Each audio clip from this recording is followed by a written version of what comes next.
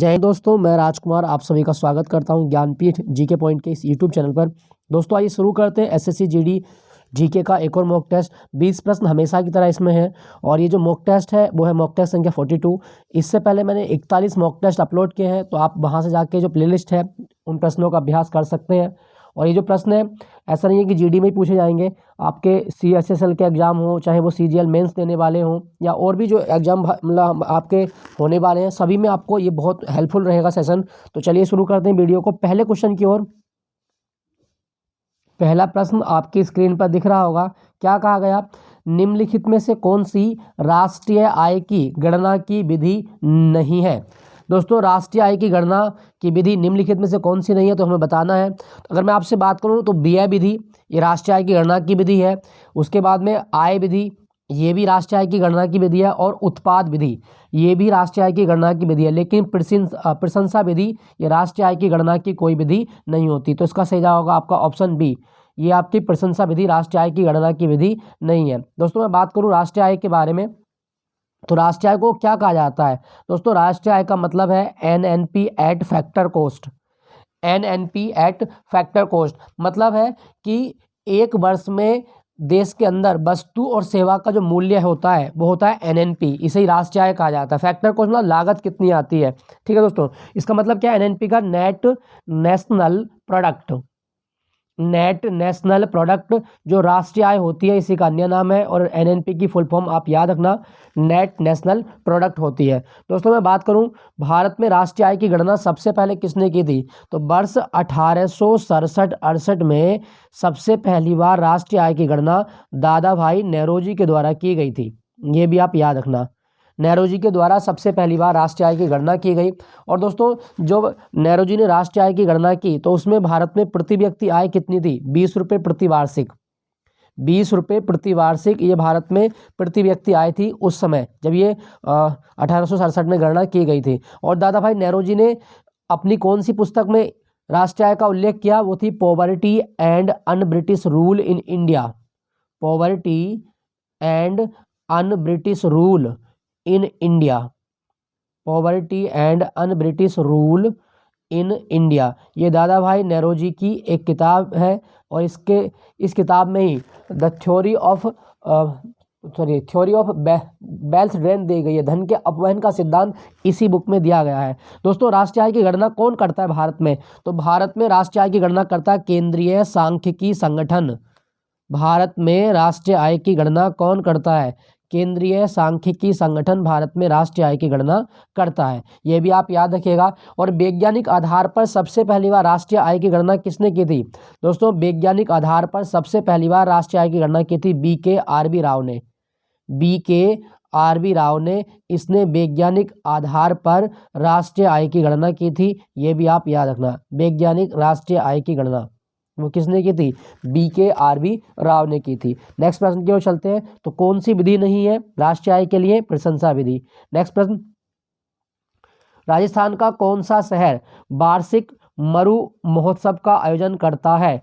दोस्तों मरु उत्सव मतलब डेजर्ट फेस्टिवल, और डेजर्ट फेस्टिवल हर साल राजस्थान में होता है जैसलमेर में। Option A is the right answer, Jaisalmer. दोस्तों जैसलमेर को मरुस्थल की रानी कहा जाता है। जो थार मरुस्थल है, थार मरुस्थल की रानी कौन सा शहर कहलाता है? तो जैसलमेर को थार मरुस्थल की रानी कहा जाता है, याद रखना। और यहाँ पे मरु उत्सव भी होता है हर साल, ये इंपॉर्टेंट है, ठीक है दोस्तों। जैसलमेर में ही पोखरण जगह है जो परमाणु परीक्षण के लिए प्रसिद्ध है भारत में, ये आप याद रखिएगा।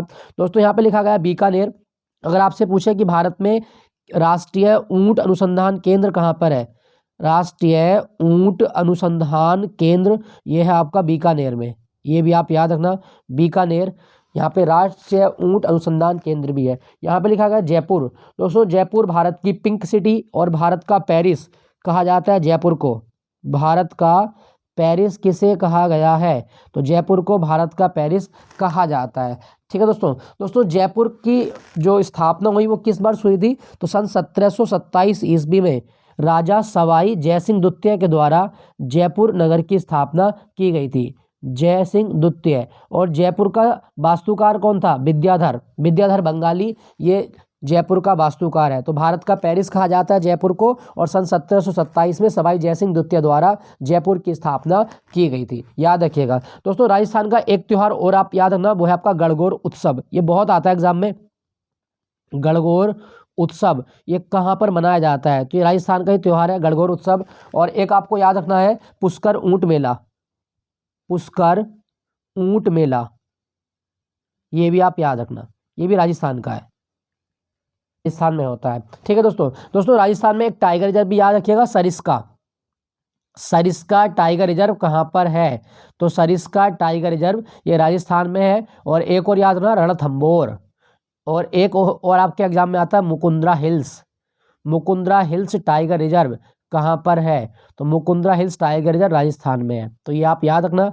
अच्छा, राजस्थान का कौन सा त्यौहार हो गया फिर आपका? वो है आपका जैसलमेर मरु उत्सव। नेक्स्ट प्रश्न की ओर। ह्यूमस, खादर मिट्टी भूमि की किस परत का हिस्सा है? दोस्तों ह्यूमस जो होता है ये क्या होता है? मैं बात करूं ह्यूमस के बारे में, दोस्तों मृदा में उपस्थित जो कार्बनिक पदार्थ हैं, मृदा में उपस्थित कार्बनिक पदार्थों को ह्यूमस कहा जाता है। और आसान शब्दों में बात करें तो क्या होता है ह्यूमस? दोस्तों जब पेड़ पौधे या जीव जंतु मतलब दबकर सड़कर या गलकर मर जाते हैं, तो जो उनके मृत अवशेष हैं उससे जो पदार्थ का निर्माण होता है वो कार्बनिक पदार्थ है, और इन्हीं कार्बनिक पदार्थों को ह्यूमस कहा जाता है।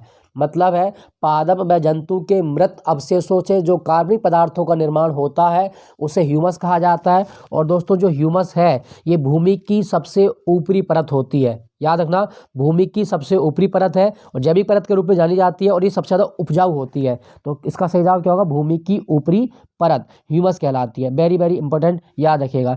दोस्तों मैं बात करूँ, यहाँ पर लिखा गया है मिट्टी। अगर आपसे पूछा जाए कि पीडोलॉजी क्या है, पीडोलॉजी क्या है? मिट्टी का अध्ययन पीडोलॉजी कहलाता है, मिट्टी का अध्ययन पीडोलॉजी कहलाता है, याद रखिएगा, इसके बारे में पूछ सकता है आपके एग्जाम में। और विश्व मृदा दिवस कब होता है? दोस्तों हर साल 5 दिसंबर को मृदा दिवस मनाया जाता है, ये भी आप याद रखें। तो ह्यूमस क्या है? मिट्टी की ऊपरी परत ह्यूमस कहलाती है, और ये जैविक पदार्थों से बनी होती है। नेक्स्ट प्रश्न की ओर। विश्व शौचालय दिवस, वर्ल्ड टॉयलेट डे कब मनाया जाता है? दोस्तों विश्व शौचालय दिवस हर साल होता है 19 नवंबर को, ऑप्शन सी, 19 नवंबर को विश्व टॉयलेट डे मनाया जाता है। दोस्तों यहाँ पे लिखा गया है आपका 24 नवंबर को भारत में एक दिवस स्टार्ट किया गया है, और वो है गुरु तेग बहादुर का शहीदी दिवस। गुरु तेग बहादुर का शहीदी दिवस ये हर साल होता है, और मतलब हर साल नहीं, इसी साल स्टार्ट किया गया है ये 2022 में। तो ये आप याद रखना, 24 नवंबर को गुरु तेग बहादुर का शहीदी दिवस मनाया जाएगा। 17 जुलाई लिखा गया है। दोस्तों 17 जुलाई को कौन सा दिवस होता है? दोस्तों 17 जुलाई को दिवस होता है विश्व न्याय दिवस, याद रखना, विश्व न्याय दिवस कब होता है? 17 जुलाई को होता है। तो शौचालय दिवस 29 नवंबर। नेक्स्ट प्रश्न की ओर चलते हैं। कौन सा वेद मुख्य रूप से कर्म कांड में, अच्छा यह कौन सा वेद मुख्य रूप से त्याग में कर्मकांड कार्य के साथ व्यवहार करता है? दोस्तों कौन सा ऐसा वेद है जो कर्मकांड का उल्लेख करता है? इसका सही जवाब होगा दोस्तों यजुर्वेद, ऑप्शन ए, यजुर्वेद ये कर्मकांडी वेद माना जाता है। दोस्तों यहाँ पे लिखा गया है सामवेद। सामवेद भारतीय संगीत का जनक या भारतीय संगीत की उत्पत्ति कौन से वेद से हुई है? सामवेद से हुई है, ये आप याद रखना। दुनिया का सबसे प्राचीन ग्रंथ कौन सा है? वह है ऋग्वेद। ऋग्वेद दुनिया का सबसे प्राचीन ग्रंथ है, ये भी आप याद रखिएगा। ठीक है दोस्तों, कितने वेद हैं? 4। और वेदों का संकलन करता कौन है? वेद व्यास। वेदों का संकलन करता है वेद व्यास, ये भी आप याद रखिएगा। नेक्स्ट प्रश्न की ओर चलते हैं फिर। क्वेश्चन संख्या 6 क्या आ गया? भारत में प्रथम महिला उच्च न्यायालय के न्यायाधीश कौन थी? दोस्तों भारत में पहली महिला उच्च न्यायालय की न्यायाधीश कौन थी? तो ये हमें बताना है। दोस्तों मैं बात करूं, भारत में पहली जो मतलब न्यायाधीश बनी महिला वो थी आपकी अन्ना चांडी। किसी उच्च न्यायालय में न्यायाधीश बनने वाली भारत की पहली महिला अन्ना चांडी मानी जाती है। ऑप्शन ए इसका सही जवाब है। ठीक है दोस्तों, प्रथम महिला न्यायाधीश अन्ना चांडी, ये भी आप याद रखना।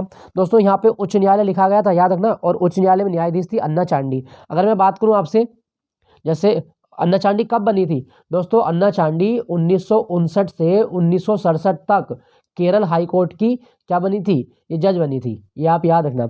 यहाँ पे दोस्तों कुछ चीज़ें आपको याद रखनी है। अगर आपसे पूछे कि सुप्रीम कोर्ट में जज बनने वाली पहली महिला कौन थी, सुप्रीम कोर्ट में जज बनने वाली पहली महिला कौन थी, दोस्तों सुप्रीम कोर्ट में जो महिला जज बनी पहली बार वो थी मीरा साहिब फातिमा बीवी।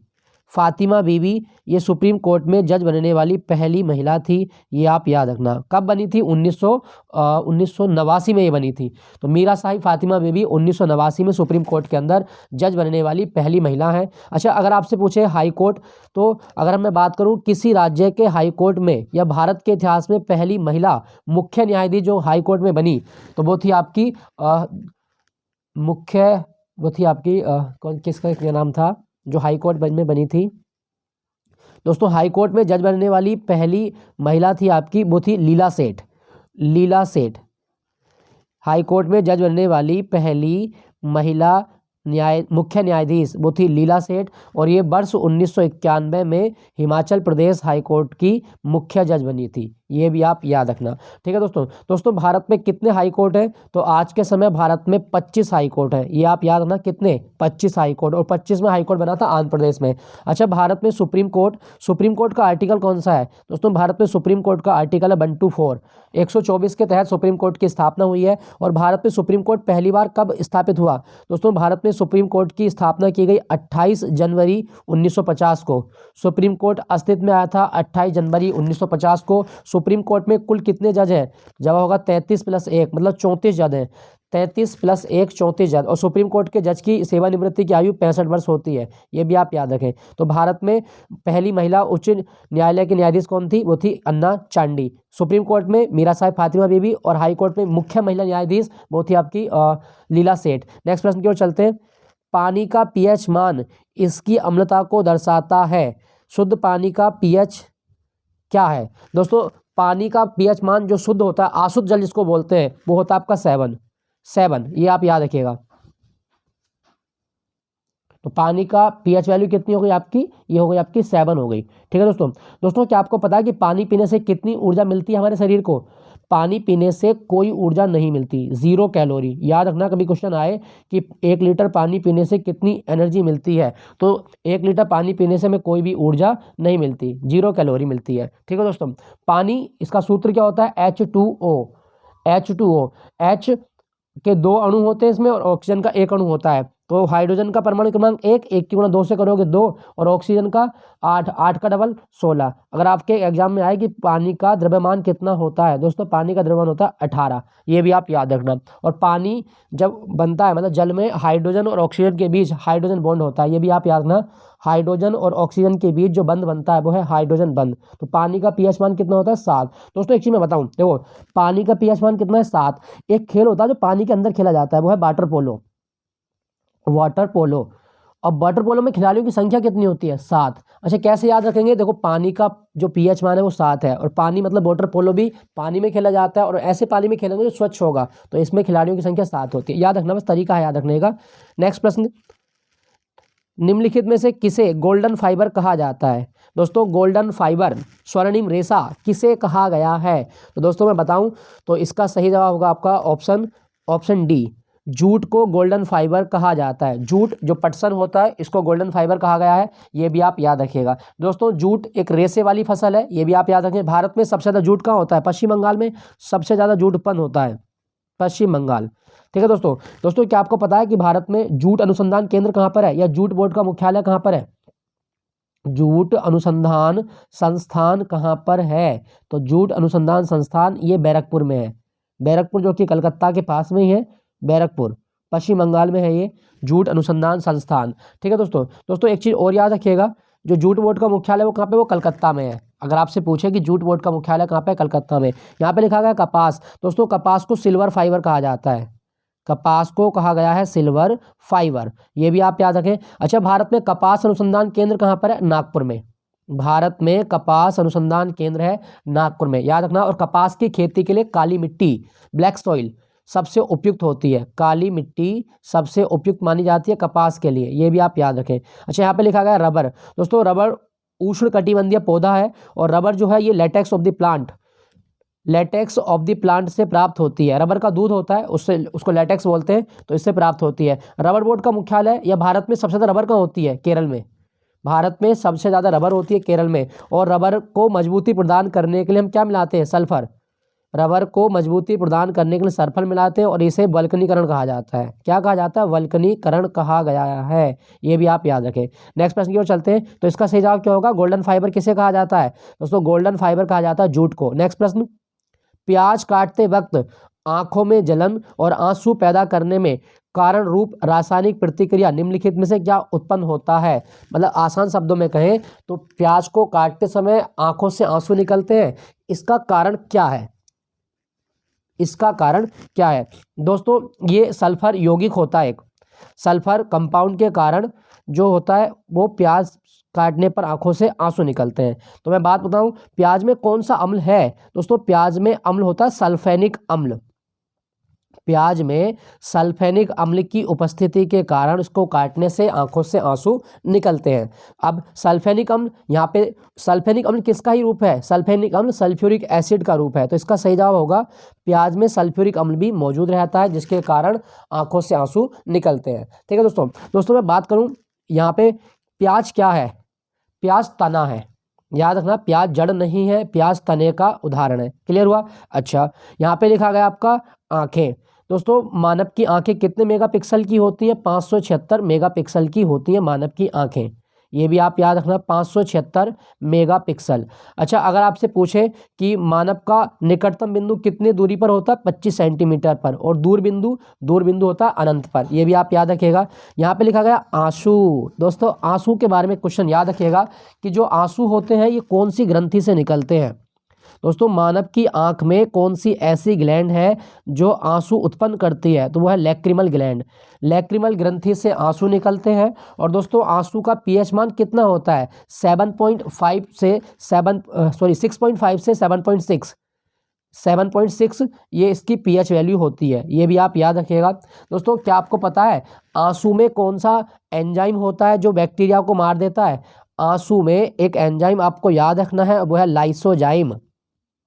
Lysozyme enzyme. और लाइसोजाइम एंजाइम जो होता है ये बैक्टीरिया को मार देता है, ये एंटीसेप्टिक के रूप में कार्य करता है। तो कभी क्वेश्चन आए कि हमारी आंसू में कौन सा एंजाइम होता है जो बैक्टीरिया को किल करता है? लाइसोजाइम। अच्छा, आंसू में कौन सा साल्ट पाया जाता है? दोस्तों आंसू में NaCl पाया जाता है। आंसू में जो साल्ट मिलेगा वो है NaCl। ठीक है दोस्तों, यहाँ पे लिखा गया दोस्तों एसिटिक अम्ल। कुछ ऑप्शन के अनुसार बात कर लूँ, सिरके का अम्ल क्या है? दोस्तों सिरके का अम्ल है एसिटिक अम्ल। ये भी आप याद रखिएगा, सिरके का अम्ल। दोस्तों यहाँ पे लिखा गया है हाइड्रोक्लोरिक एसिड, पेट में बनता है और ये पाचन में सहायता करता है। हाइड्रोक्लोरिक एसिड ये पेट में बनता है ऑक्जेटिंग सेल से और ये पाचन में सहायक होता है। ये भी आप याद रखना, पाचन में सहायक होता है हाइड्रोक्लोरिक एसिड। अच्छा दोस्तों, क्या आपको पता है कि एक्वेरेजिया या अम्लराज कैसे बनता है?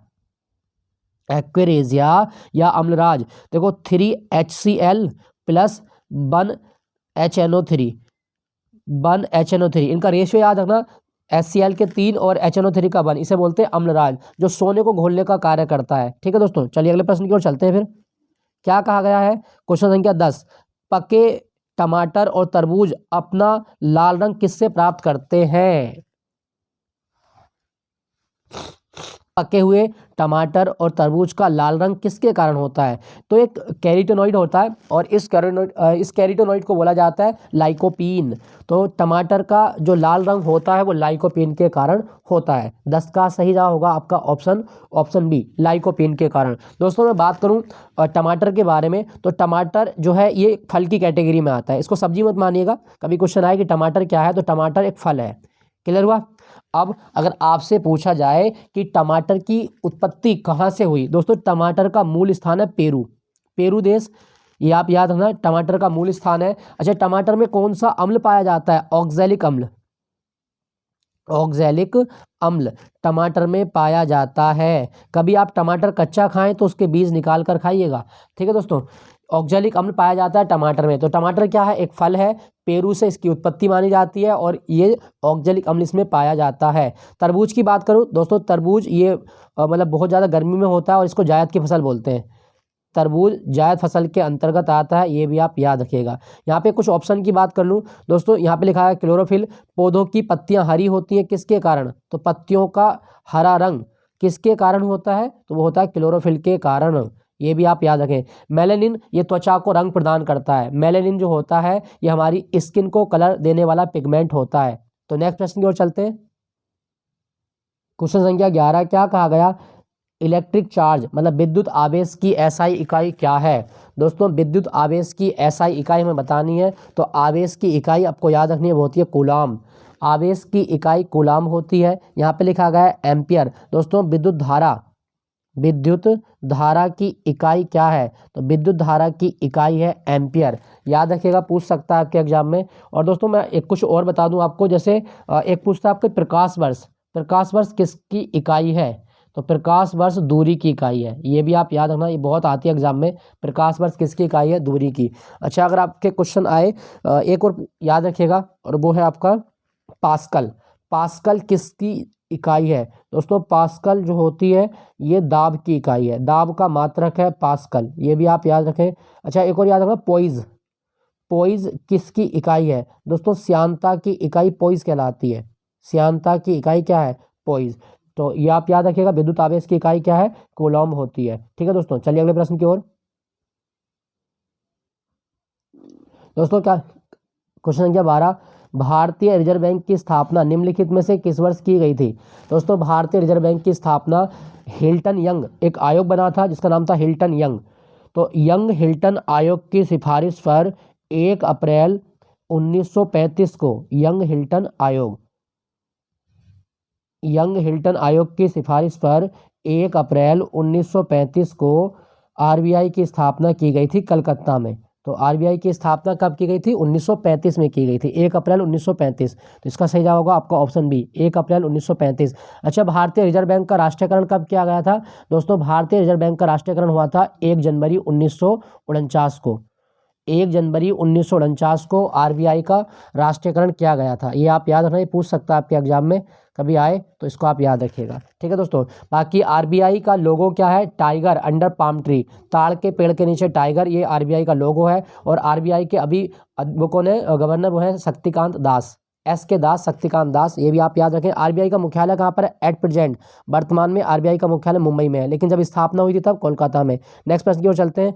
बचपन बचाओ आंदोलन से कौन संबंधित है, दोस्तों बचपन बचाओ आंदोलन ये संबंधित है कैलाश सत्यार्थी, ऑप्शन बी कैलाश सत्यार्थी।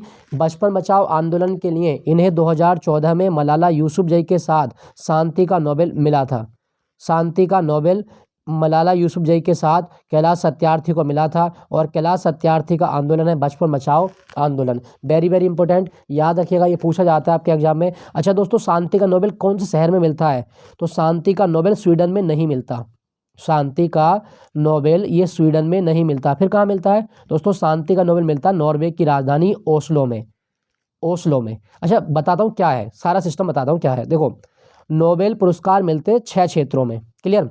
अब 5 क्षेत्रों में ये मिलेंगे स्वीडन में, अलग अलग संस्थान इनको देने वाले, लेकिन स्वीडन में मिलेंगे। लेकिन एक जो शांति का नोबेल है ये स्वीडन में नहीं मिलता, फिर कहाँ मिलता होगा दोस्तों, शांति का नोबेल नॉर्वे की संसद है स्टोर्टिंग, नॉर्वे की संसद है स्टोर्टिंग। ये संसद एक कमेटी बनाएगी, ये संसद एक कमेटी बनाएगी और उस कमेटी की सिफारिश पर शांति का नोबेल दिया जाता है। ठीक है दोस्तों, स्टोर्टिंग द्वारा जो समिति बनाई जाती है वो समिति शांति का नोबेल का नाम सुझाएगी, और ये शांति का नोबेल नॉर्वे की राजधानी ओस्लो में दिया जाता है, ओस्लो में दिया जाता है। तो चलिए फिर आपके लिए एक होमवर्क है, 2022 में शांति का नोबेल किन्हें मिला है, व्यक्ति और संगठन दोनों बताने आपको, और 2022 में ही साहित्य का नोबेल किसे मिला है, दोनों आपको बताने हैं, ये आपके होमवर्क है। ठीक है दोस्तों, शांति का नोबेल एक और एक साहित्य का नोबेल। ठीक है दोस्तों, चलिए अब एक चीज़ यहाँ पे लिखा गया है बचपन, एक शब्द मैं आपको बता दूं, बचपन दोस्तों कभी क्वेश्चन आए, नियोनेटोलॉजी क्या है, नियोनेटोलॉजी क्या है दोस्तों, बच्चों का अध्ययन नियोनेटोलॉजी होता है, याद रखना, बच्चों का अध्ययन नियोनेटोलॉजी। नेक्स्ट प्रश्न की ओर चलते हैं। तो बचपन बचाओ आंदोलन कैलाश सत्यार्थी, ये मध्य प्रदेश में जन्मे थे, विदिशा में। नेक्स्ट प्रश्न की ओर, मेघदूतम मेघदूतम ये संस्कृत का एक नाटक है, ये किसने लिखा है? दोस्तों मेघदूतम का रचनाकार है महाकवि कालिदास। इन्हें भारत का शेक्सपियर भी कहा जाता है। तो महाकवि कालिदास के द्वारा लिखा गया है मेघदूतम, याद रखिएगा। दोस्तों तुलसीदास ने रामचरितमानस की रचना की है। रामचरितमानस, और रामचरितमानस में कितने कांड हैं? 7 कांड हैं दोस्तों, 7 कांड।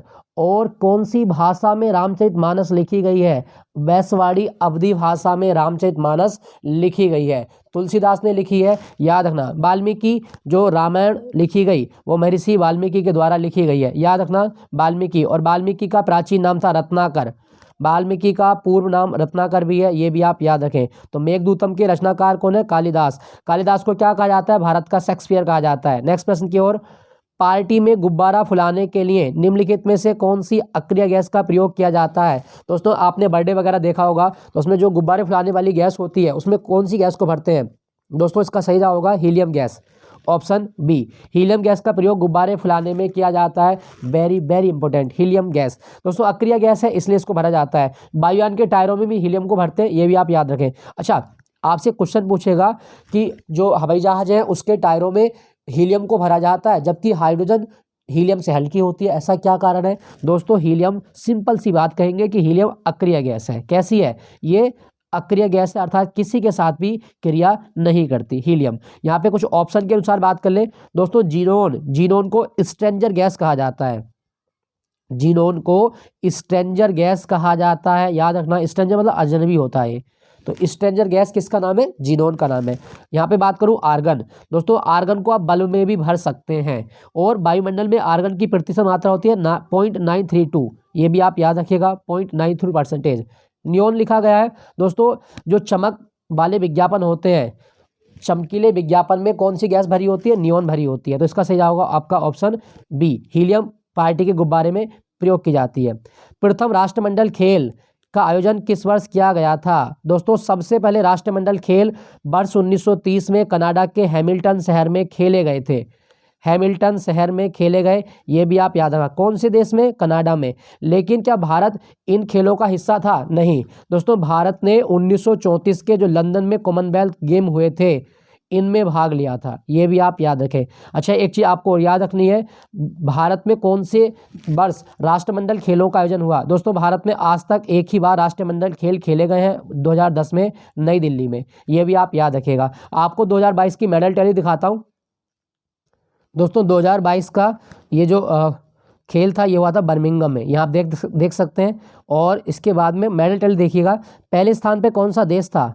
दोस्तों पहले स्थान पे था आपका ऑस्ट्रेलिया, 67 गोल्ड जीते। इंग्लैंड दूसरे पे था 57 गोल्ड के साथ, कनाडा तीसरे पे था। और इंडिया की बात करूं, अपना प्यारा भारत मेडल टैली में चौथे स्थान पर था, चौथा स्थान है इंडिया का। 22, 16 + 23, 61 पदक जीते थे भारत ने, ये आप याद रखिएगा। चौथा पदक तालिका में स्थान था इसका, तो ये आप याद रखें। चलिए प्रश्न की ओर लौटते हैं। तो सबसे पहले राष्ट्रमंडल खेल कहाँ हुए थे?